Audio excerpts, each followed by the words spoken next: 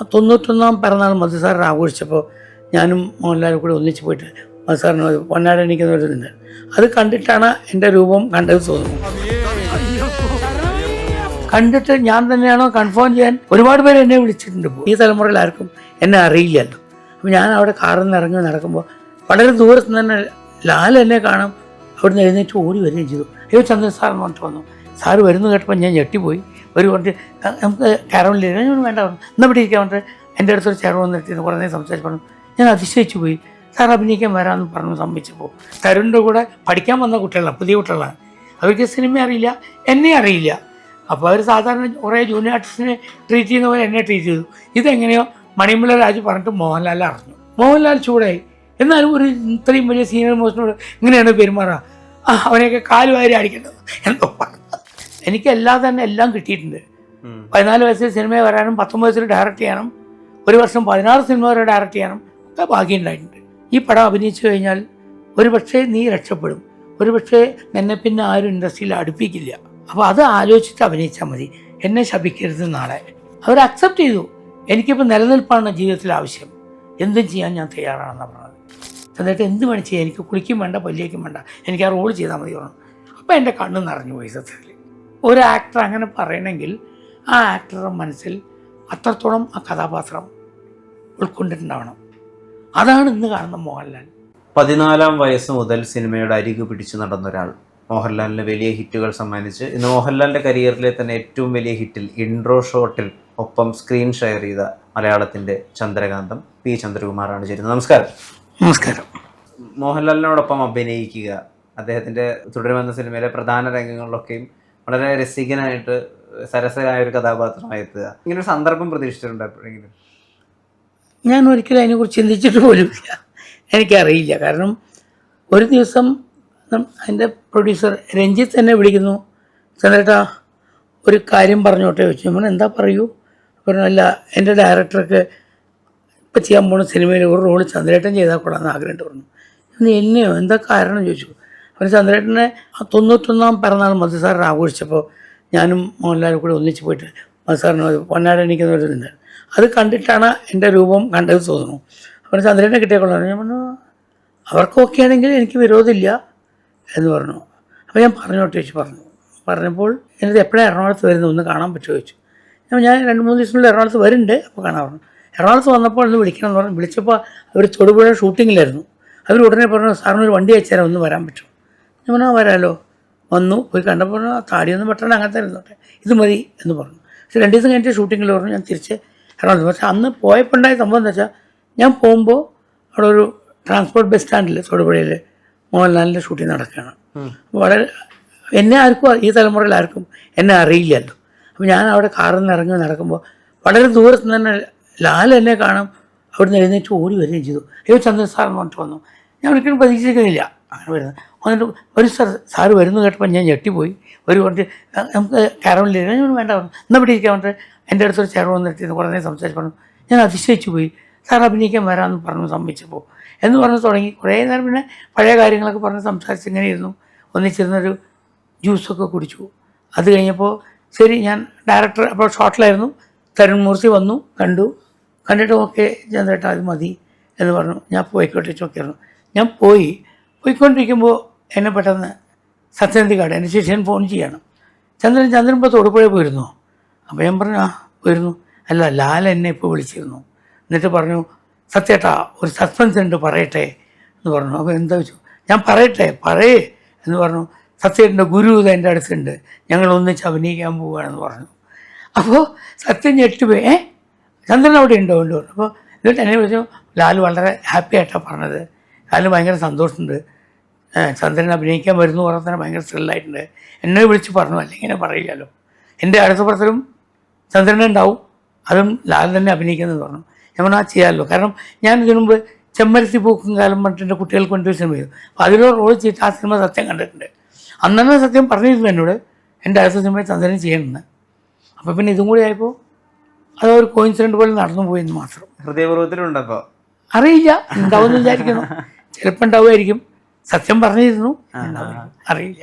ഇപ്പം ഇപ്പോഴത്തെ തലമുറയിലെ ആളുകൾ സിനിമ കാണുന്ന സമയത്തെ അപ്പോൾ ആ സിനിമയിനകത്ത് ലാലേട്ടനെ വളരെ സ്വാതന്ത്ര്യത്തോടു കൂടിയിട്ട് എല്ലാ അർഹതയോടും കൂടി എടാ എന്താടാ പറയടാ, നീ ഇന്ന ഈ കാര്യം കണ്ടിട്ടില്ല ആ കാര്യം കണ്ടിട്ടില്ല എന്നുള്ളത് അയാളുടെ സ്വന്തം ജ്യേഷ്ഠനെ പോലെ അതിൽ പെരുമാറുന്നുണ്ട് ആ സീനിൽ. അപ്പം നമ്മൾ ഒരു 20 വയസ്സോ 19 വയസ്സായിട്ടുള്ള കുട്ടികൾ തിയേറ്ററിൽ സംസാരിക്കുന്നത് കേൾക്കാം നമുക്ക്, ഇതായത് ഭയങ്കര സിങ്ക് ഉണ്ട് ഇവര് തമ്മിൽ. പക്ഷെ ഈ മനുഷ്യരെ നമ്മൾ മുമ്പ് തിയേറ്ററിനകത്ത് കണ്ടിട്ടില്ല. ഇപ്പോഴത്തെ കുട്ടികൾക്ക് ആ വിധത്തിൽ ഒരു ഇൻട്രൊഡക്ഷൻ ആവുക എന്നുള്ളത് രസമുള്ള. തീർച്ചയായിട്ടും. കാരണം പലരും കണ്ടിട്ട് ഞാൻ തന്നെയാണോ കൺഫേം ചെയ്യാൻ ഒരുപാട് പേര് എന്നെ വിളിച്ചിട്ടുണ്ട് ഇപ്പോൾ. കാരണം ഇതിനു മുമ്പ് വരെ ഈ കഴിഞ്ഞ മാസം വരെ പലരും എന്നെ ഇപ്പം നെന്മാറ അല്ലെങ്കിൽ വേലയുണ്ടായിരുന്നു. അപ്പം അത് ഷൂട്ട് ചെയ്യാൻ വേണ്ടി ഞാൻ പോയപ്പോൾ അവിടെ ഒരാളിങ്ങനെ ഒരു വീട്ടിൽ കാറ് പാർക്ക് ചെയ്യാൻ സ്ഥലമില്ലാന്നിട്ട് ഒരു വീട്ടിൽ കൊണ്ട് നിർത്തി. അപ്പോൾ അയാൾ ആരാ ചോദിച്ചു. അപ്പോൾ ഞാൻ പറഞ്ഞു ഞാൻ ചന്ദ്രകുമാറാണ്, ഫിലിം ഡയറക്ടറാണ്. പണ്ടൊരു പി ചന്ദ്രകുമാർ ഉണ്ടല്ലോ, അയാളുണ്ടോ ഇപ്പോൾ ജീവിച്ചിരിപ്പുണ്ടോ? അപ്പോൾ നമ്മൾ അടക്കെ ചത്തുപോയിട്ട് കാലം കുറേ ആയിട്ടുണ്ടോ. കാരണം അവർ കാണുന്നത് മധു പ്രേംനസീറിനെ വെച്ച് സിനിമ എടുത്ത ചന്ദ്രകുമാർ. അപ്പം മധുവിനൊക്കെ ഇപ്പോൾ 90-91 വയസ്സായി. അപ്പോൾ ചന്ദ്രകുമാറിനെ അതിനേക്കാളും കാണാമല്ലോ. അവർ വെച്ച സിനിമ എടുക്കണമെങ്കിൽ അവരെക്കാൾ മൂത്ത ആളായിരിക്കണം. അപ്പം അങ്ങനെ കാണുന്നുള്ളൂ. അപ്പോൾ ഒരിക്കലും ഞാനിപ്പോൾ ജീവിച്ചിരിക്കാൻ സാധ്യതയില്ല എന്നാണ് എല്ലാവരും ധരിച്ചിരിക്കുന്നത്. ആ ധാരണ മാറിയത് തുടരും റിലീസായപ്പോഴാണെന്നാണ് തോന്നുന്നത്. സത്യമാണത്. കാരണം ആർക്കും അറിയില്ല. പലരും ഇപ്പോൾ ചന്ദ്രേട്ട എവിടെയല്ലെന്ന് ഇപ്പോഴാണ് ചോദ്യം വരുന്നത്. മനസ്സിലായില്ല. അപ്പോൾ ഞാൻ ചിരിച്ചുകൊണ്ട് പറയും ചന്ദ്രേട്ടൻ എവിടെയാ ആരെന്ന് ചോദിച്ചു. ഞാൻ പറഞ്ഞു ആ പടം റിലീസായിട്ട് കുറേ കൊല്ലമായിരുന്നു. അങ്ങനെ പറയാറ്. അങ്ങനെ എന്നെ കളിയാക്കി ചോദിക്കുന്നത് ചന്ദ്രേട്ടൻ എവിടെയാണ്. അപ്പോൾ അതൊക്കെ ജീവിതത്തിൽ ഇങ്ങനെയും സംഭവിക്കണമെന്ന് എഴുതിയിട്ടുണ്ടായിരിക്കും, എനിക്കറിയില്ല. ഈ 56 കൊല്ലത്തിനിടയ്ക്ക് ഒരിക്കലും എനിക്ക് വേണമെങ്കിൽ ഞാൻ ചെയ്ത എത്രയോ സിനിമകളിൽ അഭിനയിക്കാമായിരുന്നു. അന്ന് എനിക്ക് തോന്നിയിട്ടില്ല, ഞാൻ ചെയ്തിട്ടുമില്ല. ഇപ്പം എല്ലാവരും ചന്ദ്രേട്ടൻ എന്താ ചെയ്യാൻ വൈകിപ്പോയത്, നേരത്തെ തുടങ്ങായിരുന്നില്ലേ? ഞാൻ എനിക്ക് തോന്നിയിട്ടില്ല. മറ്റൊരു ഡയറക്ടർക്കാണ് തോന്നിയത് എന്നെ കൊണ്ട് അഭിനയിപ്പിക്കണമെന്ന്, അല്ലാതെ എനിക്കല്ല തോന്നിയത്. അങ്ങനെ വെച്ചാൽ മധുസാറുടെ സിനിമകളിൽ എത്ര സിനിമകൾ ഞാൻ ചെയ്തു. ഉമാസുടിയിൽ എനിക്ക് എന്ത് സ്വാതന്ത്ര്യം ഉണ്ടായിരുന്നു.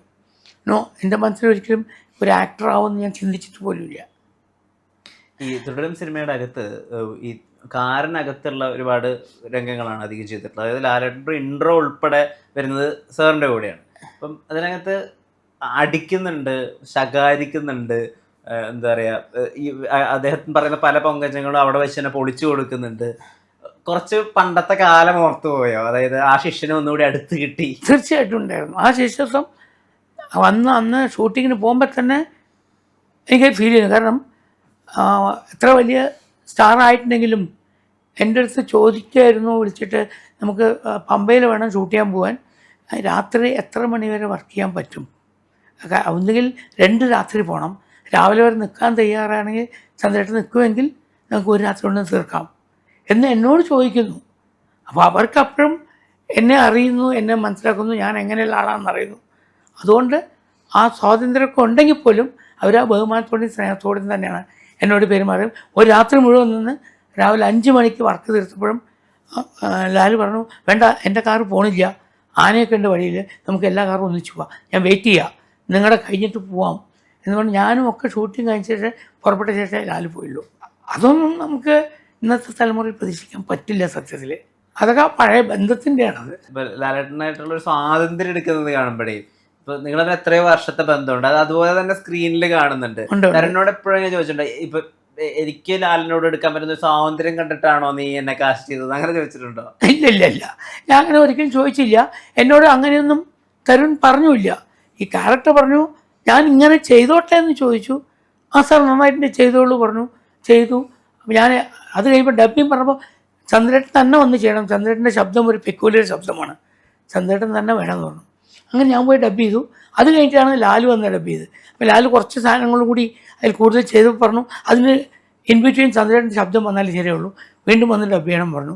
പിന്നെ ഞാൻ വീണ്ടും രണ്ടാമത് ഡബ് ചെയ്തു. കാരണം അത്ര ഡെഡിക്കേറ്റഡായി ഇൻട്രസ്റ്റ് എടുത്ത് ഓരോ സീനും ചെയ്യാൻ ആ ഡയറക്ടർ താല്പര്യം കാണിക്കുന്ന കാണുമ്പോൾ നമുക്ക് ഭയങ്കര സന്തോഷം തോന്നിയിരുന്നു. ഇത്രയും വലിയ വിജയമാണെന്ന് എനിക്കറിയില്ല, ബട്ട് ചെയ്യുന്ന സീൻസ് വളരെ ഹാർഡ് വർക്ക് ചെയ്തിട്ടാണ് ചെയ്യുന്നത് ഞാൻ മനസ്സിലാക്കണ്ടായിരുന്നു.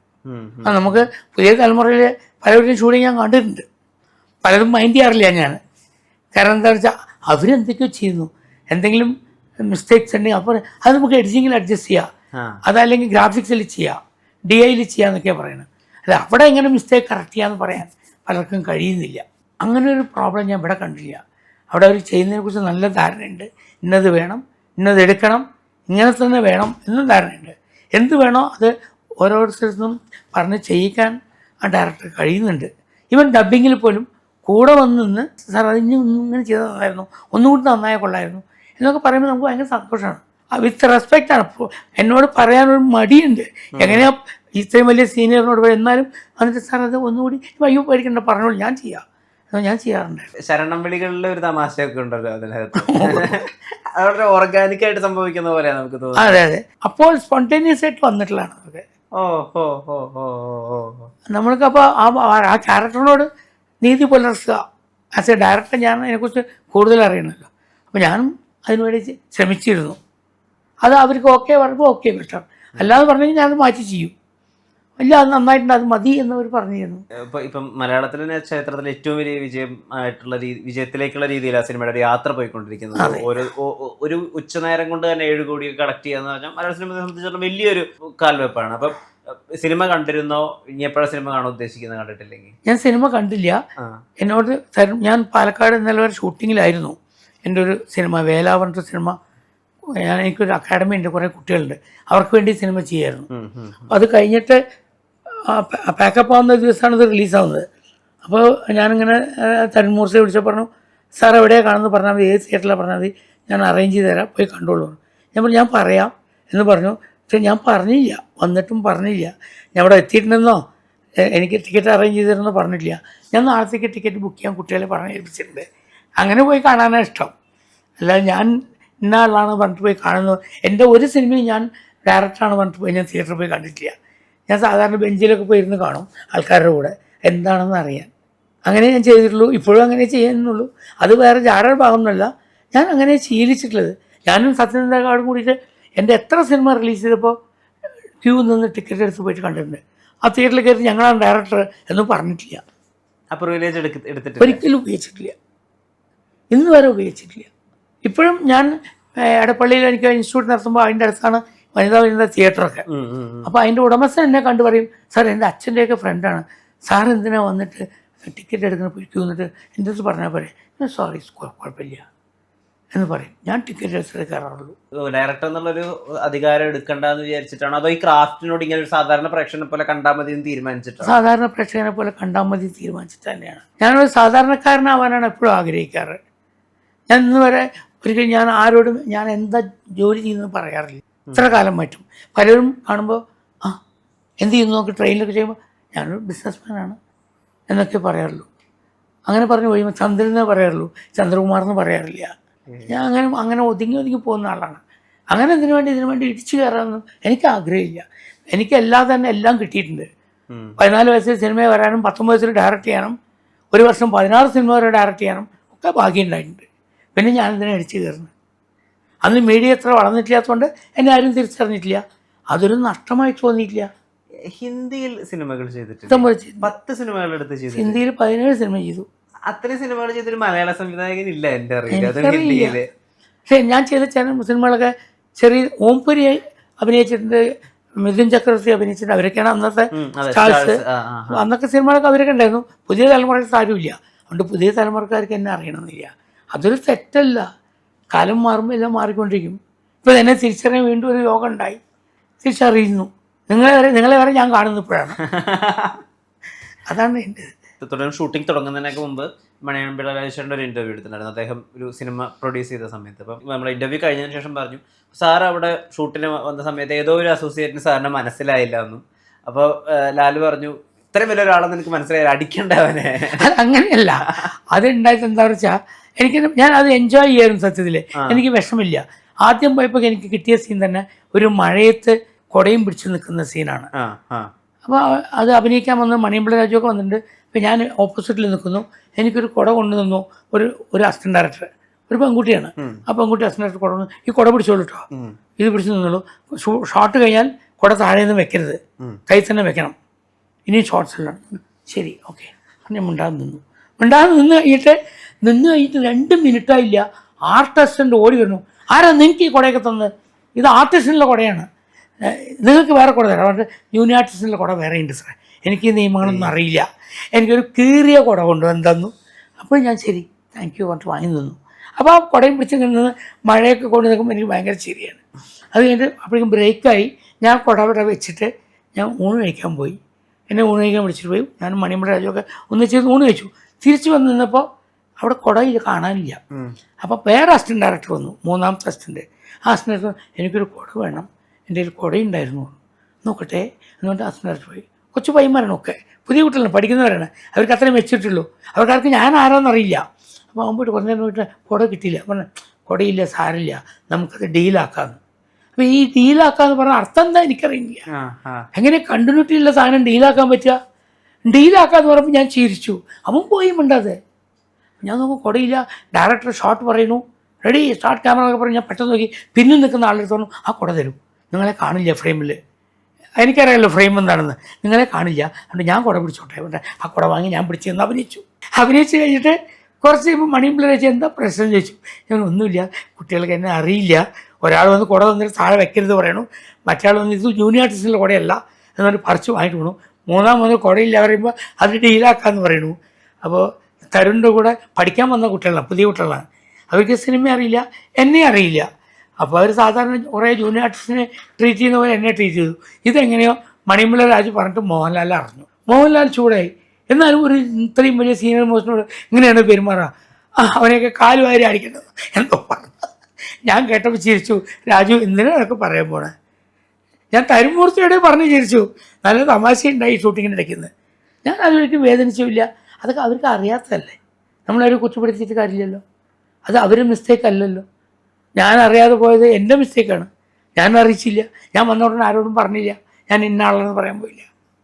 അതിന് അവരെന്തിനാണ് കുറ്റം പറയുന്നത്? വേറെ ലെവൽ ഓഫ് അണ്ടർസ്റ്റാൻഡിങ് ആണല്ലോ ജീവിതത്തെ പറ്റിയിട്ട്. അങ്ങനെ വേണ്ടത്. നമ്മൾ വളരെ ഫ്ലെക്സിബിൾ ആയിരിക്കണം, നമ്മൾ മനുഷ്യനാവണം, അമാനുഷ്യനാവരുത്. സാറിന് ഇപ്പം മലയാളികളുടെ ഒരു ഡെയിലി സംസാരത്തിൽ അല്ലെങ്കിൽ ഒരു നമ്മുടെ സിനിമാ ഡയലോഗുകൾ ജനകീയമാക്കിയ വിധത്തിൽ ബിഗ് ബി എന്ന സിനിമയിൽ സാറിന്റെ സിനിമയെ സ്പെസിഫൈ ചെയ്യുന്ന ഒരു ഡയലോഗുണ്ട്. നീയൊക്കെ അജന്തയിൽ ആദിഭാവം കണ്ടുകൊണ്ട് നടക്കുന്ന സമയത്ത് ഞങ്ങൾ ഈ സീൻ വിട്ടതാണ് എന്നുള്ളത്. പക്ഷെ ആരും ഈ ആദിഭാവം എന്ന് പറഞ്ഞ സിനിമയ്ക്ക് അങ്ങനെ ഒരു സ്റ്റാറ്റസ് ഉണ്ടെങ്കിൽ പോലും അതിന്റെ പിന്നിൽ ആരായിരുന്നു 7 ലക്ഷത്തിനെടുത്ത സിനിമ 2.5 കോടി കളക്ട് ചെയ്ത ചരിത്രം ആരും അങ്ങനെ അന്വേഷിച്ച് പോയതായിട്ട് ഞാൻ കണ്ടിട്ടില്ല. ഇപ്പം ആ ഒരു സിനിമയുടെ ഡയറക്ടർ എന്നുള്ളത് ഒരു ഖ്യാതിയായിട്ടോ അല്ലെങ്കിൽ അതൊരു ബഹുമതിയായിട്ട് തന്നെയാണ് ഇപ്പോഴും ആസ് എ ഡയറക്ടർ സാർ എടുക്കുന്നത്. ഞാൻ അതിനെക്കുറിച്ച് ഒന്നും ചിന്തിക്കും. കാരണം എൻ്റെ ലക്ഷ്യം എന്താണോ അത് നിറവേറ്റിയിട്ടുണ്ട്. ഞാൻ അന്ന് ഉദ്ദേശിച്ചത് ഉയർന്ന നാടാകെ മോഹൻലാലിനെ ചെയ്തു, ഞാൻ പിറന്ന നാട്ടിലേക്ക് ചെയ്തു. അത് കഴിഞ്ഞപ്പോൾ 1-2 ചെറിയ സിനിമകൾ ചെയ്തുകൊണ്ടിരിക്കുന്നത്. ഇവരൊക്കെ സ്റ്റാർസൊക്കെ ബിസിയായി, അവരുടെ കോൾഷീസ് കിട്ടാനില്ല. പിന്നെ സിനിമയുടെ രീതി മാറി, കഥ പോയി പറഞ്ഞ ശേഷമേ അവർ കേൾക്കണം. അങ്ങനെയൊക്കെ വന്നപ്പോൾ എനിക്ക് വെയിറ്റ് ചെയ്യാൻ പറ്റാതെ എനിക്കൊരു സിനിമ ചെയ്തേ പറ്റൂ, ഇതൊന്നും വെയിറ്റ് ചെയ്യാൻ വയ്യ. അപ്പം ഇങ്ങനെ ആലോചിച്ചപ്പോൾ ഞാൻ വേറൊരു ബിസിനസ് ആരംഭിച്ചു, ഇംഗ്ലീഷ് ഫിലിം ഡിസ്ട്രിബ്യൂഷൻ. അത് സക്സസ്ഫുള്ളായി പോയിക്കൊണ്ടിരിക്കുമ്പോൾ ഞാനൊരു ഫിലിം വാങ്ങാനായിട്ട് ബാംഗ്ലൂർ പോയി. അന്ന് രാത്രി ഹോട്ടലിൽ കിടന്നുറങ്ങുമ്പോൾ അവിടെ ബൈബിള് മാത്രമേ ഉള്ളൂ വായിക്കാൻ. അത് വെറുതെ എടുത്ത് മറിച്ച് നോക്കി. അപ്പോൾ അതിൽ ആരംഭൻ്റെ ഈ ഫസ്റ്റ് ചാപ്റ്റർ എന്ന് കണ്ടപ്പോൾ എൻ്റെ മനസ്സിൽ തോന്നുന്നത് ഇത് ഈ ഇന്ത്യയിൽ ആരും സിനിമ ആക്കിയിട്ടില്ല. ഇംഗ്ലീഷിലൊക്കെ ആരോ ആക്കിയിട്ടുണ്ട്, പക്ഷെ അത് കാണാൻ ഭാഗ്യം ഉണ്ടായിട്ടില്ല. കാരണം വെച്ചാൽ അന്ന് ഈ മീഡിയ ഒന്നും ഇല്ല, നമുക്ക് ടെലഗ്രാമോ ഒന്നും ഇല്ലല്ലോ കാണാൻ. അതുകൊണ്ട് പടം കാണാൻ പറ്റില്ല, തിയേറ്ററിൽ ചെയ്താൽ മാത്രമേ കാണാൻ പറ്റുള്ളൂ. അതിവിടെ വന്നിട്ടില്ല. ഞാൻ അന്വേഷിച്ചപ്പോൾ അങ്ങനെ ആരെങ്കിലും ചെയ്തിട്ടുണ്ട് ഇംഗ്ലീഷിലെന്ന് പറഞ്ഞു. അപ്പോൾ എന്നെ മനസ്സിൽ ഇത് എന്തുകൊണ്ടാക്കിക്കൂടാ. അപ്പോൾ ഞാൻ പറഞ്ഞപ്പോൾ എല്ലാവരും പറഞ്ഞു എനിക്ക് വട്ടാണെന്ന് വരെ പറഞ്ഞു, എനിക്ക് ഭ്രാന്താണ്, ഇന്ത്യയിൽ നിന്നും പോയി ചെയ്ത് ന്യൂഡിറ്റി ഒന്നും ഇന്ത്യയെ കാണിക്കാൻ പറ്റില്ല. ഞാൻ പറഞ്ഞു നിങ്ങൾ എന്തിനാ ബൈബിളിൽ വായിക്കുമ്പോൾ നിങ്ങൾക്ക് ന്യൂഡിറ്റി തോന്നുന്നുണ്ടോ ചോദിച്ചു. നിങ്ങൾ എല്ലാ പള്ളിയിലും എല്ലാ വീട്ടിലും ഒക്കെ ബൈബിളുണ്ട്, അപ്പോൾ അതിൽ ന്യൂഡിറ്റി ഉള്ളതാണെങ്കിൽ ആ പേജ് കീറി കളയണ്ടേ? നിങ്ങൾ കീറി കളഞ്ഞിട്ടില്ലല്ലോ, അപ്പോൾ അതിന് ന്യൂഡിറ്റി ഇല്ല. നിങ്ങൾ കാണുന്ന നിങ്ങളുടെ വിഷ്വൽസ്, നിങ്ങളുടെ ചിന്തയിലാണ് വൾഗാരിറ്റി വരുന്നത്.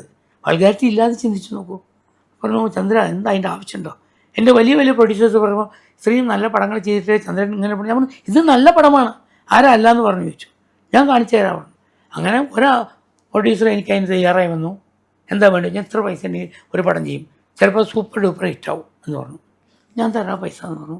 അങ്ങനെ ഞങ്ങൾ 12 പേര് മാത്രം. അപ്പോൾ എനിക്ക് തോന്നി സിനിമയിലുള്ള ഒരു ഫോർമുല ഉപയോഗിക്കാതെ ഈ സിനിമ ചെയ്യണം. കോസ്റ്റ്യൂമർ വേണ്ട, മേക്കപ്പ് മാൻ വേണ്ട, ആരും വേണ്ട, ലൈറ്റ് ബോയ്സ് വേണ്ട, പ്രൊഡക്ഷൻ ബോയ്സ് വേണ്ട, ആർട്ടിലെ ആൾ വേണ്ട, ഒക്കെ നമ്മൾ തന്നെ ചെയ്യുക. അങ്ങനെ ഞങ്ങൾ 12 പേര്, ഞങ്ങൾ തന്നെ ആർട്ട്, ഞങ്ങൾ തന്നെ പ്രൊഡക്ഷൻ മാനേജർ, ഞങ്ങൾ തന്നെ എല്ലാം, ഡ്രൈവർ ടു ഡയറക്ടർ എല്ലാം. 2 വണ്ടി ആകെ, ഒരു അംബാസഡർ കാറും ഒരു സ്റ്റാൻഡേർഡ് 20 വാനും. ഇത് 2 അന്നുള്ളൂ. അന്ന് മൊബൈലില്ല, ഒന്നുമില്ല. തോളിലൊരു സഞ്ചി, അതിലൊരു ബോട്ടിൽ വെള്ളം, ഒരു ആപ്പിൾ, ഒരു പാക്കറ്റ് മാരി ബിസ്ക്കറ്റ്. രാവിലെ 4:30 മണി 5 മണിക്ക് കാട്ടിനുള്ളിൽ കയറുക. കാരണം ന്യൂഡിറ്റിയൊക്കെ എക്സ്പോസ് ചെയ്യുമ്പോൾ പബ്ലിക് കണ്ട പ്രശ്നമാണ്. അപ്പോൾ ഏത് കാട്ടിലാണ് ഞങ്ങൾ ഷൂട്ട് ചെയ്യുന്ന പോലും ആരും അറിയരുത്. അതിനുവേണ്ടി ഏർലി മോർണിംഗ് കാട്ടിനുള്ളിൽ പോയിട്ട് പറയും, ഡ്രൈവേഴ്സിനോട് പറയും, നിങ്ങൾ ഇവിടുന്ന് 10 കിലോമീറ്റർ അപ്പുറത്ത് കൊണ്ടേ വണ്ടി ഇടുക, ഉച്ചയാകുമ്പോൾ ഇവിടെ നിന്ന് നിൽക്കുക, അതുവരെ വരണ്ട. ഞങ്ങൾ ഈ ബിസ്ക്കറ്റും ആപ്പിളും കഴിച്ച് രാവിലത്തെ ബ്രേക്ക്ഫാസ്റ്റ് കഴിയും. എന്നിട്ട് ഞാൻ ഉച്ച വരെ ഷൂട്ട് ചെയ്യും. എന്നിട്ട് ഉച്ചയാകുമ്പോൾ വന്ന് നിൽക്കും. അപ്പോൾ നട്ടുച്ച വെയിലത്ത് ഷൂട്ട് ചെയ്യേണ്ട വിചാരിച്ചത്. ചില സമയത്ത് നട്ടുച്ച വെയിലത്താണ് നൈറ്റ് എഫക്ട് സീൻസ് എടുത്തിട്ടുണ്ട്. കാരണം ഷാഡോസ് കിട്ടും. അപ്പോൾ അതിൽ ടോപ്പ് ലൈറ്റിൽ ഷാഡോസിൽ ഫിൽറ്റർ കെട്ടിട്ട് നൈറ്റ് എഫക്ട് ഷൂട്ട് ചെയ്യും. അപ്പോൾ അതിന് റിഫ്ലക്റ്റേഴ്സ് ഉപയോഗിച്ചിട്ടില്ല, ലൈറ്റ് ഉപയോഗിച്ചിട്ടില്ല, ട്രോളി ഇല്ല, ക്രെയിൻ ഇല്ല, ഒന്നുമില്ല. ഞങ്ങൾ ഉടുത്ത മുണ്ടാണ് റിഫ്ലക്റ്റായിട്ട് ഉപയോഗിച്ചത്. അങ്ങനെ കയ്യിൽ ക്യാമറയായിട്ട് നടന്ന് ഷൂട്ട് ചെയ്ത സിനിമയാണ്. ട്രാവലിംഗ് ആൻഡ് ഷൂട്ടിംഗ് ആയിരുന്നു ത്രൂ ഔട്ട് ദ പിക്ചർ. 27 ദിവസം ടോട്ടൽ ട്രാവൽ ചെയ്തു, 22 ദിവസം ഷൂട്ട് ചെയ്തു. ആരുമില്ല. അപ്പോൾ അതിൽ പറഞ്ഞാൽ നമ്മൾ, എനിക്കെപ്പോഴും പറയില്ലേ, ആരും ഫിലിമിൽ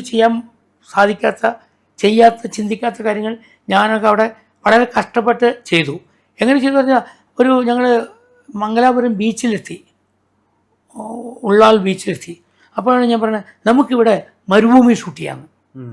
അപ്പോൾ അല്ലെങ്കിൽ മരുഭൂമി ഷൂട്ട് ചെയ്യാം. നമ്മൾ ഷൂട്ട് ചെയ്യാം. അപ്പോൾ ക്യാമറ അവിടെ വയ്ക്കൂ, വെച്ചിട്ട് കടൽ കാണാത്ത വിധത്തിൽ മണൽ കോരി നിറയ്ക്കാൻ പറഞ്ഞു.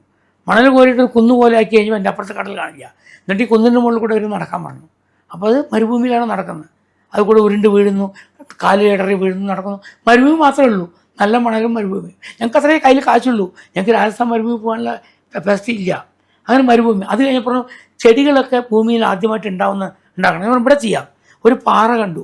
ആ പാറയുടെ അടുത്ത് പോയിട്ട് നമ്മൾ ഒരു 4 അടിയിൽ കുഴിക്കാൻ പറഞ്ഞു, 2 പേർക്ക് ഇരിക്കാൻ. എന്നിട്ട് 2 പേരെ അതിൻ്റെ ഉള്ളിൽ ഇരുത്തി. എന്നിട്ട് ഒരു പ്ലൈവുഡ് വെച്ചിട്ട് മറച്ചു, മുഴുവൻ മണലിട്ടു. ചെടി ഒക്കെ എന്ത് ചെയ്തു, വള്ളികൾ പാറയിൽ, അവിടെ കടൽ തീരത്ത് വയലറ്റ് പൂക്കളുള്ള വള്ളികളുണ്ടാവും, ഇവിടെയൊക്കെ ഉണ്ടത്. അപ്പോൾ ആ വള്ളി ഫ്രഷായിട്ട് പറിച്ചുകൊണ്ടാൻ പറഞ്ഞു. അങ്ങനെ പാറയിൽ ഒട്ടിച്ച് പിടിപ്പിക്കാൻ പറഞ്ഞു. ഒട്ടിച്ച് പിടിപ്പിച്ചിട്ട് ഈ കാർഡ്ബോർഡിൻ്റെ ഉള്ളിൽ പ്ലൈവുഡിൻ്റെ ഉള്ളിൽ ഹോൾ ഉണ്ടാക്കിയിട്ട് അതിനുള്ളിൽ കൂടെ അടിയിൽ എൻ്റെ അസിസ്റ്റൻസ് പിടിച്ചിരുന്നു. എന്നിട്ട് അവരിങ്ങനെ ഉള്ളിലേക്ക് വലിക്കാൻ പറഞ്ഞു. എന്നിട്ട് ക്യാമറ റിവേഴ്സ് ഷോട്ട് എടുത്തു. അപ്പോൾ ഭൂമിൻ്റെ ഉള്ളിൽ നിന്ന് കയറി വളർന്ന് മറ്റിപ്പിടിക്കുന്നത് ഞങ്ങൾ അങ്ങനെ എടുത്തത്. അങ്ങനെ ഓരോ ഷോട്ടും ട്രിക്ക് ഷോട്ട്സ് മുഴുവൻ നേരിട്ട് ചെയ്യായിരുന്നു. അതിൽ ഗ്രാഫിക്സിന് കൊടുക്കാൻ കാശില്ല, ഒന്നുമില്ല. അങ്ങനെ എടുത്ത സിനിമയാണത്. അപ്പോൾ അതിന് മാക്സിമം എൻജോയ് ചെയ്യുന്നവ ഞങ്ങൾ തന്നെയാണ്, വർക്ക് ചെയ്തവരാണ്. അത്ര ഒരു സ്ഥലത്ത് പോയി, ഇപ്പോഴും എനിക്ക് ഓർമ്മയുണ്ട്, നവോദയ അപ്പച്ചൻ ബൈബിൾ പറഞ്ഞ സീരിയൽ ദൂരദർശന് വേണ്ടി ചെയ്യാൻ പോയപ്പോൾ എന്നോട് വിളിച്ച് ചോദിച്ചു, ഞാൻ ആദ്യപാപം കണ്ടു, അതിലത്തെ ലേക്കൊക്കെ എവിടെ ഷൂട്ട് ചെയ്തത്, ഞങ്ങൾക്ക് കുറച്ച് സീൻ ഷൂട്ട് ചെയ്യാനുണ്ട്, ഒന്ന് പറഞ്ഞുതരാമോ എന്ന്. അപ്പോൾ ഞാൻ ഒരു സെക്കൻഡ് അറിയാതെ ചിരിച്ചു പോയി. ഞാൻ പറഞ്ഞു, സാർ അത് ബാംഗ്ലൂർ പാലസിൻ്റെ ഉള്ളിൽ ഞാൻ പോയപ്പോൾ ഉള്ളിൽ ഇങ്ങനെ പോയി, ഇങ്ങനെ കുറച്ച് കാട് സീൻ, അവിടെ പാലസ് ടൗണിൻ്റെ നടുവിലാണ്. പോയി ചെയ്യുമ്പോൾ അവിടെ പണ്ടെപ്പോഴോ ഒരു വെള്ളം ഒഴുകിപ്പോയൊരു സ്ഥലം കാണുന്നു. അപ്പോൾ ഞാൻ പറഞ്ഞു, എൻ്റെ പിള്ളേരോട് പറഞ്ഞു, നമുക്കിത് നദിയാക്കി മാറ്റാം, ലേക്കാക്കാം. ചന്ദ്രേട്ടൻ എന്താ പറയണത്, അങ്ങനെ വളവ് കാണുന്നില്ലേ, അവിടെ പോയി കെട്ടി നിർത്താൻ പറഞ്ഞു, ബ്ലോക്ക് ചെയ്യാൻ പറഞ്ഞു. ഇവിടെയും കെട്ടി നിർത്താൻ പറഞ്ഞു, ബ്ലോക്ക് ചെയ്യാൻ പറഞ്ഞു. ഇതിൻ്റെ ഇടയിൽ ലോറിയിൽ വെള്ളം കൊണ്ട് നിറയ്ക്കാൻ പറഞ്ഞു. അപ്പോൾ ലോറി ഞാൻ നിറയ്ക്കാം. അപ്പോൾ ആദ്യം 10 ലോറി കൊണ്ട് വയ്ക്കാൻ പറഞ്ഞു. 10 ലോറി കൊണ്ട് വെച്ചു. പിറ്റേ ദിവസം വന്ന് നോക്കുമ്പോൾ അത് 3 ലോറിയായി കുറഞ്ഞു, ഭൂമി വലിച്ചെടുത്തു. ഞാൻ ഇനിയും 10 ലോറി ഒഴിക്കാൻ പറഞ്ഞു. ഒഴിച്ചിട്ട് പിറ്റേ ദിവസം വന്ന് നോക്കിയപ്പോൾ അതൊരു 6 ലോറിയായി നിൽക്കുന്നുണ്ടായിരുന്നു. ഞാൻ ഇനിയും 10 ലോറി ഒഴിക്കാൻ പറഞ്ഞു. അങ്ങനെ 30 ലോറി ഒഴിച്ചപ്പോൾ തടാകം നിറഞ്ഞു. പിന്നെ ഞാൻ എന്ത് ചെയ്തു, അടുത്ത കുളത്ത് പോയി കുറേ താമരയുടെ ഇലകളും ചെന്താമരയൊക്കെ കൊണ്ടുവന്നിട്ടു. ബാംഗ്ലൂർ മാർക്കറ്റ് പോയി 4 അരയിനെ തന്നെ കൊണ്ടു വിട്ടു. പിന്നെ ഒരു 10-25 കിലോ റോബിൻ ബ്ലൂ നീലം വാങ്ങി കലക്കി അങ്ങോട്ട് വെള്ളത്തിൽ, നീല ജലാശയമായി മാറി. അത് ഞങ്ങൾ ഷൂട്ട് ചെയ്തതാണ്. അപ്പോൾ അത് എവിടെയാണ് ആ തടാകം, ഇത്രയും നല്ല തടാകം ചോദിച്ചപ്പോൾ എനിക്കറിയാതെ ചിരിച്ചു പോയി ഞാൻ. അപ്പോൾ നമ്മുടെ ഹാർഡ് വർക്ക് മാത്രമായിരുന്നു, അതിൻ്റെ ഫലമാണ് ആ സിനിമ. പിന്നെ ബുദ്ധിപൂർവ്വം എന്ത് ചെയ്തു, അതിൽ ഒരു സീനിൽ ആകെ 3 ഡയലോഗേ ഉള്ളൂ പടത്തിലാകെ. അപ്പോൾ ആ 3 ഡയലോഗ് മാത്രം ചെയ്തിട്ട് എല്ലാ ഭാഷയും ഡബ് ചെയ്താൽ ഡബിങ് ഫിലിമാകും. അത് വേണ്ടാവുന്ന ആ 3 ഡയലോഗ് മാത്രം എല്ലാ ഭാഷയിലും സ്ട്രെയിറ്റായി ഷൂട്ട് ചെയ്തു. എന്നിട്ട് 6 ഭാഷയിൽ സ്റ്റേറ്റ് ലാംഗ്വേജ് പറഞ്ഞ് സെൻസർ ചെയ്തു. അപ്പോൾ എല്ലാ ഭാഷയിലും സ്ട്രെയിറ്റായിട്ട് റിലീസായി. അപ്പം നല്ല വില കിട്ടി. അത് വാങ്ങിയ ആൾക്കാർക്കും സ്റ്റേറ്റ് ഫിലിം റിലീസ് ചെയ്ത പോലെയായി. കച്ചവട തന്ത്രം എല്ലാം ഉപയോഗിച്ചു. ഈ ന്യൂഡിറ്റി ഹാൻഡിൽ ചെയ്യുന്നവരുടെ കേട്ടുകേൾവി പോലും ഇല്ലാത്തൊരു ന്യൂഡിറ്റി ഹാൻഡിൽ ചെയ്യുമ്പോൾ നമ്മൾ ആദ്യം തന്നെ ഞാൻ ഇതിൻ്റെ നായിക കണ്ടെത്തിയപ്പോൾ പറഞ്ഞ കാര്യം, ഈ പടം അഭിനയിച്ചു കഴിഞ്ഞാൽ ഒരുപക്ഷെ നീ രക്ഷപ്പെടും, ഒരുപക്ഷെ നിന്നെ പിന്നെ ആരും ഇൻഡസ്ട്രിയിൽ അടുപ്പിക്കില്ല. അപ്പോൾ അത് ആലോചിച്ചിട്ട് അഭിനയിച്ചാൽ മതി, എന്നെ ശപിക്കരുത് നാളെ, ഈ ക്യാരക്ടർ വില്ലിങ് ആണെങ്കിലേ ചെയ്യാവൂ എന്ന് പറഞ്ഞു കഴിഞ്ഞപ്പോൾ ആ കുട്ടി പറഞ്ഞു എനിക്കൊന്നും ചിന്തിക്കാനില്ല, എനിക്ക് ഈ ക്യാരക്ടറിനെ കുറിച്ചൊന്നും അറിയില്ല, ഞാൻ സ്ട്രഗിളിങ് ആണ്, ഞാൻ ഒരു വസ്ത്രങ്ങൾ ഉണ്ടാവില്ല എന്നൊക്കെ പറയുന്ന സമയത്ത് അതിൻ്റെതായ പക്വതയോടെ തന്നെ ഏറ്റെടുത്തു. അവർ അക്സെപ്റ്റ് ചെയ്തു. എനിക്കിപ്പോൾ നിലനിൽപ്പാണ് ജീവിതത്തിൽ ആവശ്യം, എന്തും ചെയ്യാൻ ഞാൻ തയ്യാറാണെന്നാണ് പറഞ്ഞത്.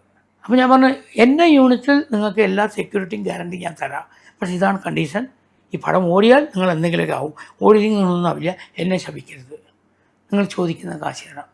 അവിടെ ഒരു പാവം പെൺകുട്ടിയായിരുന്നു, ഒരു 6 അനീസിമാരുള്ള ഒരു പെൺകുട്ടിയായിരുന്നു. അവളുടെ അച്ഛൻ ലോറി ഡ്രൈവറായിരുന്നു, ദാരിദ്ര്യവും പട്ടിണിയും കിടന്ന് കഷ്ടപ്പെടുന്നൊരു കുടുംബമായിരുന്നു. അപ്പോൾ ഞാൻ പറഞ്ഞപ്പോൾ അവൾ പറഞ്ഞു ഞാൻ വരാം, എൻ്റെ കൂടെ ഞാൻ അമ്മയൊന്നും കൂട്ടിയിട്ട് വരില്ല, കാരണം ഞാൻ നോടിച്ച് അഭിനയിക്കുന്നത് അമ്മയൊന്നും കാണാനായിട്ട് വരുന്നത്. നീ പേടിക്കണ്ട, നിനക്കുള്ള സെക്യൂരിറ്റി ഞാൻ തരാം. ഞങ്ങൾ 5 പേര് താമസിക്കുന്ന റൂമിലാണ് ഒരു പായ വിരിച്ച് ഓരസ് അവിടെ കിടന്നുറങ്ങിയിരുന്നത് എല്ലാ ദിവസവും. ഞങ്ങളൊക്കെ ആദ്യം കുളിച്ച് റെഡിയായ ശേഷം ഞങ്ങൾ പുറത്തിറങ്ങി പോയിട്ട് പറയും നീ കുളിച്ച് റെഡിയായിക്കുമെന്ന്. അങ്ങനെ ഞങ്ങളുടെ കുടുംബത്തിലെ അംഗത്തെ പോലെ കൊണ്ട് നടന്നിട്ടാണ് പടം ഷൂട്ട് ചെയ്തത്. അത്ര ഗ്യാരണ്ടി സെക്യൂരിറ്റി കൊടുത്തു. ഫുൾ സ്കിൻ സോക്സ് ഇട്ടിരുന്നു ബോഡി മുഴുവൻ, ദൂരത്ത് നോക്കിയാൽ നൂടാണ് തോന്നും, പക്ഷെ അവർക്ക് ഒരിക്കലും നൂടുന്ന ഫീലിംഗ് ഇല്ല, കാരണം അവരൊരു വസ്ത്രം ധരിച്ചിട്ടുണ്ട്. പക്ഷെ നമുക്ക് കണ്ടാൽ ഫുൾ നൂഡ് അവർ നടക്കണം തോന്നും. അങ്ങനെ ഇട്ടിട്ടാണ് 2 പേരെ കൊണ്ടും ജയിച്ചിരുന്നത്.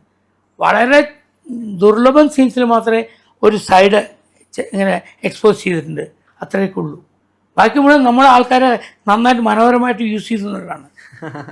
ഇത് പറഞ്ഞപ്പോൾ ഞാൻ പറഞ്ഞു ഇത് ചെയ്യുമ്പോൾ പണ്ട് ബൈബിളിൽ ഹെദൻസ് ഗാർഡൻ ആണല്ലോ, ഏദൻ തോട്ടം, അന്നത്തെ മരങ്ങളൊക്കെ വലുതായിരിക്കും, ഇലകളൊക്കെ വലുതായിരിക്കും. അപ്പോൾ അതുകൊണ്ട് നമ്മൾ അതിൻ്റെ ഇടയിൽ കൂടെ നടത്തുമ്പോൾ ഇവർ നൂഡിറ്റി കാണില്ല, കവറാവും. അങ്ങനെ വേണം ചെയ്യാൻ, എന്നാൽ നൂഡിറ്റി ഉണ്ടെന്നുള്ള ഫീൽ ഉണ്ടാക്കുകയും വേണം. ഒരു ലോങ് ഷോട്ട് എടുക്കുമ്പോൾ സ്കിൻ സോക്സ് ഇട്ട് ബാക്ക് നടന്നു പോയാൽ ഫുൾ നൂഡായി നടന്നു പോകണമെന്ന് തോന്നും, അപ്പോൾ ആ ഫീൽ കിട്ടും. ബാക്കി അടുത്ത് ക്ലോസിൽ നടക്കുമ്പോൾ ഈ ഇലകളുടെ ഇടയിൽ കൂടെയും മരത്തിൻ്റെ ഇടയിൽ കൂടെ പോവാം. അങ്ങനെ ചെയ്യണം പറഞ്ഞപ്പോൾ ആർക്കും മനസ്സിലായില്ല. ഞാൻ അങ്ങനെ ചെയ്തു. അങ്ങനെ ചെയ്ത് ഞാൻ മാക്സിമം അത് എടുത്തു, എൻജോയ് ചെയ്ത വർക്കാണ്. ഞാൻ പറഞ്ഞില്ല അതിൽ സ്കിൻ സോക്സിൽ കൂടെ ഒരു പാമ്പ് ഇഴഞ്ഞ് ശരീരത്തിൽ കൂടെ പോകുന്ന സീനുണ്ട്. ആ പടത്തിൽ ഏറ്റവും വലിയ ഹൈലൈറ്റ് അതായിരുന്നു. അത് ഒറിജിനൽ പാമ്പാണ്. ഒറിജിനൽ പാമ്പാണ്. അന്ന് ഡ്യൂപ്ലിക്കേറ്റ് പാമ്പില്ല, ഒറിജിനലിന് വേണം. ഇത് ഫിലിമിലാണ് ഷൂട്ട് ചെയ്യുന്നത്, മോണിറ്റർ ഇല്ല. ഇതെങ്ങനെയായിരുന്നു നിങ്ങളുടെ അസസ്മെന്റ്? അത് നമ്മൾ പഠിച്ചത് അങ്ങനെയാണല്ലോ, അവിടെ നമുക്ക് അസസ് ചെയ്യാൻ ബുദ്ധിമുട്ടില്ല. ഇപ്പോഴും ഞാൻ മോണിറ്റർ നോക്കാറില്ല, കണ്ണാണ്. ഞാനിപ്പോഴും മോണിറ്റർ നോക്കില്ല. ഇപ്പോൾ ഞാൻ കഴിഞ്ഞ ആഴ്ച വരെ ഷൂട്ട് ചെയ്യുമ്പോഴും ക്യാമറ ഉണ്ട്, മോണിറ്റർ ഉണ്ട്, എനിക്ക് മോണിറ്റർ നോക്കാൻ അറിയില്ല. ഞാൻ നേരെ ഇങ്ങനെ നോക്കിയിട്ട് വർക്ക് ചെയ്യുക. ആർട്ടിസ്റ്റിനെ ഡയറക്റ്റായിട്ട് കാണണം എനിക്ക്, അവരുടെ എക്സ്പ്രഷൻസ് ഞാൻ ഡയറക്റ്റായി കാണും, എനിക്ക് മോണിറ്റർ കണ്ടാൽ ശരിയാവില്ല. അങ്ങനെ ശീലിച്ചു പോയി. അല്ല, ഇത്രയും സെൻസിറ്റീവ് ആയിട്ടുള്ള പടം ഹാൻഡിൽ ചെയ്യുമ്പോഴും ആ ധൈര്യം തന്നെയാണ്. അത്രേ ഉള്ളൂ. അന്ന് മോണിറ്റർ ഇല്ലാൻ മാത്രമല്ല, ഞാൻ തന്നെ ക്യാമറയും, ഞാൻ തന്നെ ഡയറക്ടർ, ഞാൻ തന്നെ ക്യാമറ, എല്ലാം ഞാൻ തന്നെ ഓപ്പറേറ്റ് ചെയ്യണം, കാണണം, ഒക്കെ ചെയ്യണം. അങ്ങനെ ചെയ്യേണ്ടി വന്നു. അപ്പോൾ അത് പ്രൂവ് ചെയ്തപ്പോൾ അവിടുന്ന് ഈ പറഞ്ഞ പോലെ അതിലെനിക്ക് വിഷമം തോന്നി. എന്താ വെച്ചാൽ അത്രയും സിനിമകൾ ചെയ്തിട്ടുള്ള ഞാൻ ആ സിനിമ ചെയ്ത് കഴിഞ്ഞപ്പോൾ അതിൻ്റെ അടുത്ത സിനിമ ചെയ്യുന്നത് മെർലാൻഡിൻ്റെ സിനിമയാണ്. അപ്പം മെർലാൻഡുകാർ വന്നപ്പോൾ പറഞ്ഞത് ഞങ്ങൾക്കൊരു കാടിൻ്റെ സിനിമ ചെയ്ത് തരണം, ഞങ്ങളൊക്കെ കാടിൻ്റെ കുറേ സിനിമേഴ്സിലാണ്, സാറ് കാട് മനോഹരമായിട്ട് ഉപയോഗിച്ചിരിക്കണോ, ഞങ്ങൾക്കൊന്ന് ചെയ്തു തരണമെന്ന്. ഞാൻ അത്രേ കരുതിയുള്ളൂ. അപ്പോഴൊന്നും ഞാൻ വീണ്ടും പോകുന്നത് ഇതിലേക്കാണെന്ന് പോലും എനിക്ക് അറിയില്ല. ഞാൻ പോയി കാടിൻ്റെ സിനിമ ഷൂട്ട് ചെയ്യാൻ ഞാൻ സബ്ജക്റ്റൊക്കെ തീരുമാനിച്ച് അതിൻ്റെ ഡ്രസ്സൊക്കെ കോസ്റ്റ്യൂമൊക്കെ കൊണ്ടുവന്നപ്പോൾ അവർ ഭയങ്കരമായിട്ട് ഫൈറ്റ് ചെയ്തു. അവർ പറഞ്ഞു അയ്യോ ഈ ഡ്രസ്സൊന്നും ഇട്ടാൽ പടം ഓടില്ല സാർ, നമുക്ക് കുറച്ച് കളർഫുള്ളായിട്ട് മഞ്ഞയും ചുവപ്പും നീലയും ഡ്രസ്സൊക്കെ വേണമെന്ന് പറഞ്ഞു. അങ്ങനെ ആദിവാസികൾക്ക് മഞ്ഞയും ചുവപ്പും നീലയൊക്കെ ഡ്രസ്സ് ഇടാൻ വേണ്ടി ഞാൻ കോംപ്രമൈസ് ചെയ്തു. സത്യമായിരിക്കാം, കളർഫുള്ളായിരുന്നു, പടം സൂപ്പർ ഡൂപ്പർ ഹിറ്റായി. പക്ഷെ തൃപ്തിയില്ല, എനിക്ക് തൃപ്തിയില്ല. ഞാൻ ആദിവാസം ചെയ്തതിനേക്കാൾ ബെറ്ററായിട്ടൊരു പടം സിനിമ ഞാൻ ആഗ്രഹിച്ചത്. പക്ഷെ പോയത് പക്ക കമേഴ്സ്യൽ സിനിമയ്ക്കാണ്. കുറച്ചുകൂടി എക്സ്പ്ലോയിറ്റ് ചെയ്തു സ്ത്രീകളെ എന്ന് വേണമെങ്കിൽ പറയാം ആ സിനിമയിൽ. അങ്ങനെ തന്നെ ചെയ്തു, അവർക്കതായിരുന്നു ആവശ്യം. പക്ഷെ എൻ്റെ മനസ്സിലൊരു ലക്ഷ്യമുള്ളൂ, എന്നെ വിശ്വസിച്ച് വന്നൊരു പ്രൊഡ്യൂസർ കഷ്ടപ്പെട്ടത് നഷ്ടപ്പെട്ടത്. അതിനനുസരിച്ച് അങ്ങനെ ഒരു 7 പ്രൊഡ്യൂസേഴ്സെ ഞാൻ രക്ഷിക്കേണ്ടി വന്നു.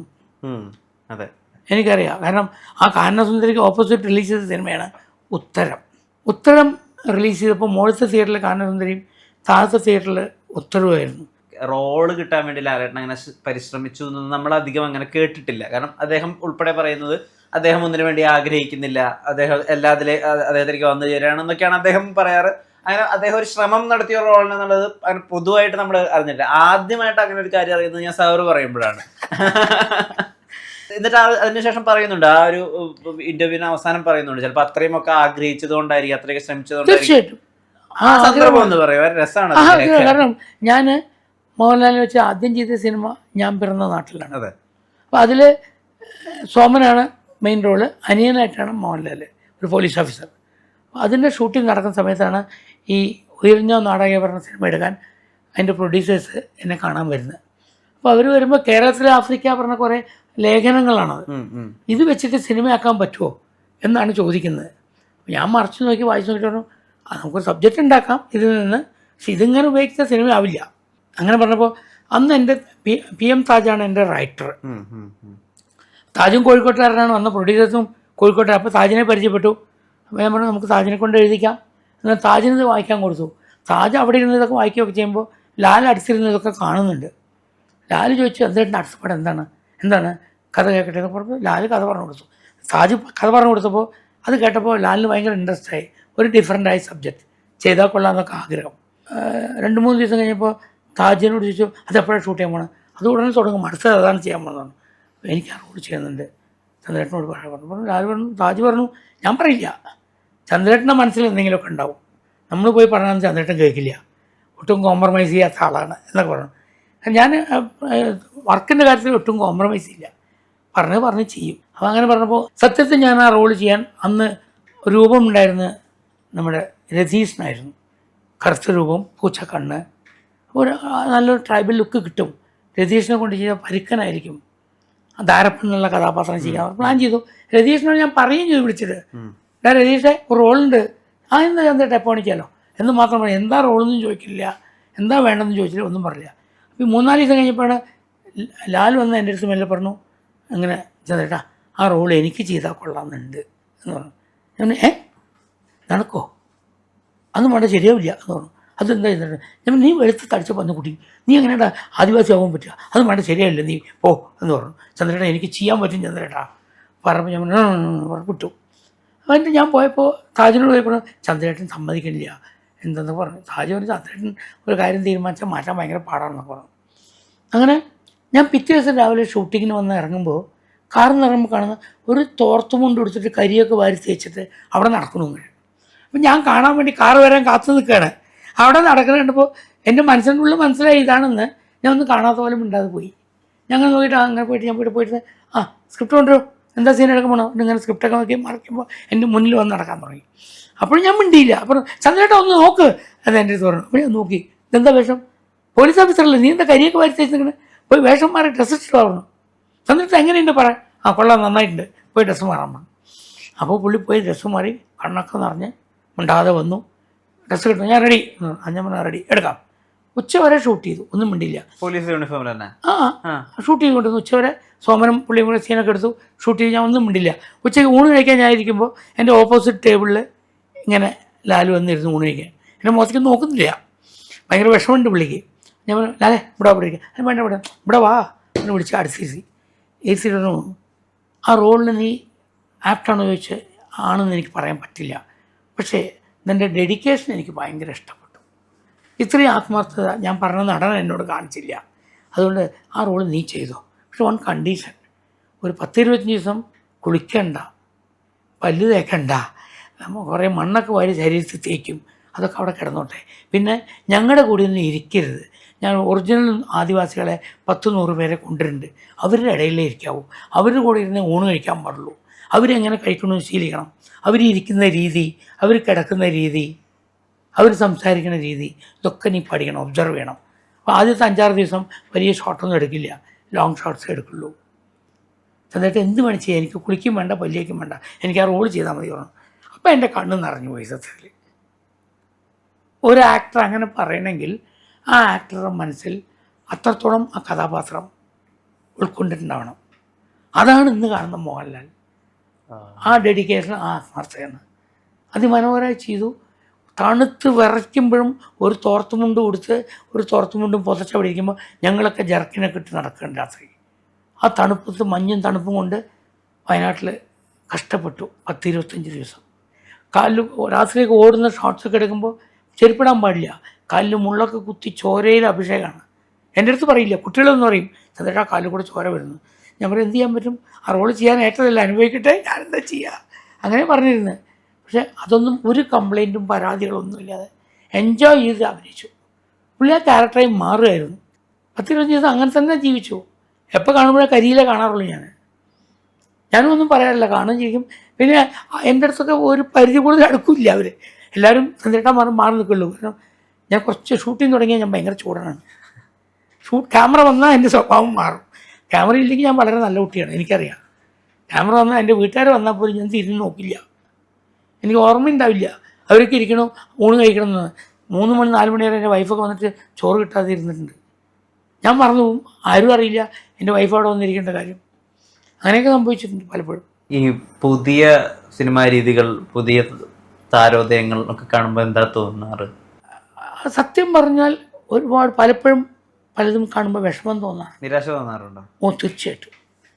എന്തുകൊണ്ടെന്ന് പറഞ്ഞാൽ ഡീപ്പ് ഇൻവോൾവ്മെൻറ്റ് വളരെ കുറവാണ്. അവർക്കൊരു ഒരു ഫാക്ടറി ജോലി പോലെയൊക്കെയാണ് ഇപ്പോഴത്തെ സിനിമ. ഞങ്ങൾ അന്ന് സിനിമ ചെയ്തിരുന്നത് രാവിലെ 6 മണിക്ക് പറഞ്ഞാൽ 5 മണിക്ക് എഴുന്നേറ്റ് റെഡിയായി 6 മണിക്ക് സൺറൈസ് ആകുമ്പോഴേക്കും അവിടെ പോയി റെഡിയാകുന്ന മോർണിംഗിൽ ഒരു ഷോട്ടിങ്ങിൽ എടുത്തില്ലെങ്കിൽ ഞങ്ങൾക്ക് സമാധാനമില്ല. ഇന്ന് പലരും കുട്ടികൾ, പുതിയ സ്റ്റുഡൻറ്റ്, എൻ്റെ അക്കാഡമിയിലത്തെ കുട്ടികൾ വരെ രാവിലെ വിളിച്ചോണത്തി എഴുന്നേൽപ്പിക്കുന്നത് ഞാൻ പോയിട്ടാണ്, തല്ലിയിട്ടൊക്കെയാണ്. രാവിലെ 7 മണി തുടങ്ങണം പറഞ്ഞാൽ തുടങ്ങാം സാർ, ഉറങ്ങട്ടെ സാർ എന്നൊക്കെയാണ് പറയുന്നത്. അവർ സീരിയസേ അല്ല, എന്നാൽ അവർക്കൊക്കെ സ്റ്റാർ ആവുകയും വേണം. അതിൽ വളരെ റെയറായിട്ടുള്ള കുട്ടികൾ മാത്രമേ ഉള്ളൂ ഡെഡിക്കേറ്റഡ്, അവർ മാത്രമേ രക്ഷപ്പെടുകയുള്ളൂ. എനിക്കറിയാം ഇന്ന് കണ്ട പല ആർട്ടിസ്റ്റും ഇപ്പോൾ ഉഴപ്പുന്നുണ്ടെങ്കിലും ഡെഡിക്കേറ്റഡായി സിൻസിയറായി വർക്ക് ചെയ്ത് വന്നിട്ടായിട്ടുള്ളവരാണ്. അതിനുശേഷം ഒരു ലെവലിൽ എത്തിക്കഴിഞ്ഞപ്പോൾ ഇനി ഇത്രയൊക്കെ മതി തുടങ്ങിയതായിരിക്കാം, എനിക്കറിയില്ല. പക്ഷെ ആയിരുന്നു, സിൻസിയർ ആയിരുന്നു അവരും. അല്ലാത്തവർ നമ്മുടെ രക്ഷപ്പെട്ടിട്ടില്ല. ഇപ്പൊ പണ്ട് കാലത്തെ സിനിമാ ലോകവും ഇന്നത്തെ പുതിയ സിനിമാ ലോകവും രണ്ടും കാണുന്ന ആളാണല്ലോ, എപ്പോഴും ഇൻവോൾവ്മെന്റ് ഉള്ള ആളാണല്ലോ. ഈ സിനിമയെ പലപ്പോഴും ഈ ലഹരിയുടെയും അല്ലെങ്കിൽ ഈ സെക്ഷൽ അസോൾട്ടിന്റെ ഒക്കെ ഒരു ഏരിയ ആക്കിയിട്ട് പലപ്പോഴും ഈ വാർത്തകളിൽ പ്രസന്റ് ചെയ്യുന്ന കാണുമ്പോൾ പണ്ട് ഇത് കുറവായിരുന്നു അല്ലെങ്കിൽ ഇന്നിപ്പോൾ ഇത് കൂടുതലാണ്, അതിൽ പണ്ട് ഇത് ഉണ്ടായിരുന്നു അറിഞ്ഞിരുന്നില്ല, ഏതാ ശരി? അല്ല, പണ്ട് ഇത്രയും ഇല്ലായിരുന്നു തന്നെ പറയാം. പണ്ട് മാക്സിമം ഉണ്ടായിരുന്ന 2 പെഗ് അടിക്കും, അതിനുള്ള കാശ് പോലും എല്ലാവരും കയ്യിലില്ലായിരുന്നു. അത് ഷെയർ ചെയ്ത് അടിക്കുന്ന കാലഘട്ടമാണ്. കാരണം എനിക്കറിയാവുന്ന ശങ്കരാടിയും നെല്ലിക്കോട് ഭാസ്കരൻ, ശങ്കരാടി, അങ്ങനെ നിലമ്പൂർ ബാലൻ, അങ്ങനെ ഒരുപാട് പേര് സ്ട്രഗിളേഴ്സ് സിനിമയിൽ താമസിച്ചിരുന്നു മദ്രാസിൽ. സുരാസു, മറ്റേ വിജയൻ, അങ്ങനെ കുറേ പേര്. ഇവരൊക്കെ 2 പെഗടിക്കാൻ എന്താ ചെയ്യുക, ഇന്ന് ആര് വാങ്ങിത്തരും എന്ന് ആലോചിക്കുന്ന കാലഘട്ടമാണ്. രാവിലെ തൊട്ട് അടിക്കാനുള്ള കാശൊന്നും ഇല്ല, മനസ്സിലായില്ലേ? ഇന്ന് പെഗിന് ഒരു ക്ഷാമവും ഇല്ല, റോട്ടിൽ കൂടെ ഒഴുകുകയാണ് പെഗുകൾ. ആർക്ക് വേണമെങ്കിലും ഫ്രീ ആയിട്ട് കിട്ടും, ഒരു കമ്പനി കൊടുത്താൽ മതി. അതാണ്. അന്ന് അങ്ങനെയല്ല, വൈകുന്നേരം എങ്ങനെയാണ് ഒന്ന് സെറ്റപ്പ് ചെയ്യുക, കിട്ടുക ചോദിക്കുന്ന കാലഘട്ടമാണ്. അതായത് ഷൂട്ടിംഗ് ഇല്ലെങ്കിൽ നാളെ എങ്ങനെ ആഹാരം കഴിക്കുക എന്ന് ചിന്തിക്കുന്നവരായിരുന്നു എല്ലാ നടന്മാരും. അത് നമ്മൾ കണ്ടിട്ടുള്ളതാണ് കണ്ണുകൊണ്ട്, മനസ്സിലായില്ലേ? ഒരിക്കലും അന്ന് ഇതിനൊന്നുള്ള സന്ദർഭങ്ങളില്ല. മദ്രാസിൽ പിടിച്ചു നിൽക്കാൻ കഷ്ടപ്പെടുന്നവരാണ്. പിന്നെ അതിൻ്റെ എവിടെയാണ് ബലാത്സംഗത്തിനും ഇതിനൊക്കെ സമയം. ഇന്ന് അതൊക്കെ സൗകര്യങ്ങൾ കൂടി. എന്താ വ്യത്യാസം എന്ന് പറഞ്ഞാൽ അന്ന് സിനിമ ചെയ്തിരുന്ന നിർമ്മാതാക്കൾ എന്ന് പറഞ്ഞാൽ സിനിമ പഠിച്ച് തറവായിട്ടേ അവർക്ക് സിനിമ എടുക്കാൻ പറ്റുള്ളൂ. വെറുതെ പുറത്തുനിന്ന് ഒരാൾക്കൊന്നും സിനിമ എടുക്കാൻ അന്ന് കഴിഞ്ഞിട്ടില്ല. ഇന്ന് കാശുണ്ടെങ്കിൽ ആരെങ്കിലും ഒരാളെ ഏൽപ്പിച്ച് അവർ സിനിമ അടിച്ച് കൊടുക്കും. അപ്പം എന്തായി, ആ കാശിലുള്ള ആൾ കൊടുക്കുന്ന ആളുടെ കൊടുക്കുമ്പോൾ അയാൾ എത്ര കൊടുക്കുന്നു അയാൾക്ക് അറിയുന്നില്ല, ഇവർ പറയുന്നത് വിശ്വസിച്ച് കൊടുക്കുന്നു. ഇവർ എത്ര ചിലവാക്കുന്നു എന്ന് അയാൾ അറിയുന്നില്ല, എത്ര വേസ്റ്റ് ചെയ്യുന്നു അവരറിയുന്നില്ല. അന്ന് ഞങ്ങളുടെ പ്രൊഡ്യൂസേഴ്സിന് ചന്ദ്രകുമാറാണ് ഷൂട്ട് ചെയ്യണമെങ്കിൽ ഒരു ദിവസം 1000 അടി ഫിലിം മതി. ചന്ദ്രകുമാറാണ് ഒന്ന് ഷൂട്ട് ചെയ്യണത്, അപ്പോൾ ഇന്ന് 5 ലിറ്റർ പെട്രോൾ മതിയാവും. കാരണം അത്രയ്ക്കുള്ള ഓട്ടമേ ഞാൻ ഓടിക്കുള്ളൂ, ഇത്ര മതി. രാവിലെ 2 ഇഡ്ഡലി മതിയാവും ചന്ദ്രകുമാറിന് എന്ന് പറയുന്ന പ്രൊഡ്യൂസേഴ്സ് എൻ്റെ കൂടെ ഉണ്ടായിരുന്നു, മനസ്സിലായില്ലേ? ഇന്ന് അങ്ങനെയല്ല. എത്ര ഫുഡ് വാങ്ങണമെന്ന് പ്രൊഡ്യൂസർക്ക് അറിയില്ല, എത്ര വേസ്റ്റ് ചെയ്യണമെന്ന് പ്രൊഡ്യൂസർക്ക് അറിയില്ല, എത്ര വണ്ടി ഓടുന്നു അറിയില്ല. അന്ന് ഒരു വണ്ടിയിലാണ് 5 പേര് പോകുന്നത്. ഞാനും നസീർ സാറും ജഗതി ശ്രീകുമാറും സീമയും സച്ചിൻ എൻ്റെ അസിസ്റ്റൻറ്റും കൂടിയിട്ട് 5 പേരാണ് ട്രിവാൻഡ്രത്ത് നിന്ന് പൊന്മുടി വരെ കാറിൽ, അംബാസഡർ കാറിൽ പോയി ഷൂട്ട് ചെയ്തിട്ട് വൈകുന്നേരം തിരിച്ചു വരുന്നത്. 5 പേരാണ്, ചിലപ്പോൾ 6 പേര്. അംബാസഡർ കാറിൽ ഫ്രണ്ടിൽ 3 പേരാണ്, ഡ്രൈവർ, പിന്നെ ഞാൻ, നസീർ സാർ, പിന്നെ 4 പേര് പിന്നിൽ, അങ്ങനെയൊക്കെ പോകാറ്.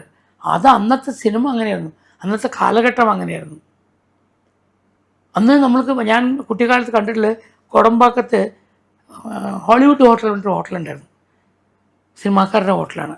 അപ്പോൾ അവിടെ വൈകുന്നേരങ്ങളിൽ ഒരു 5 മണിക്കൊക്കെ 6 മണിക്കൊക്കെ പോയാൽ ഒരു ചായ 25 പൈസയേ ഉള്ളൂ, ചായ കുടിക്കാൻ കാശ് ഷെയർ ചെയ്യുന്ന നമ്മുടെ നടന്മാരെല്ലാവരും കണ്ടിരുന്നു.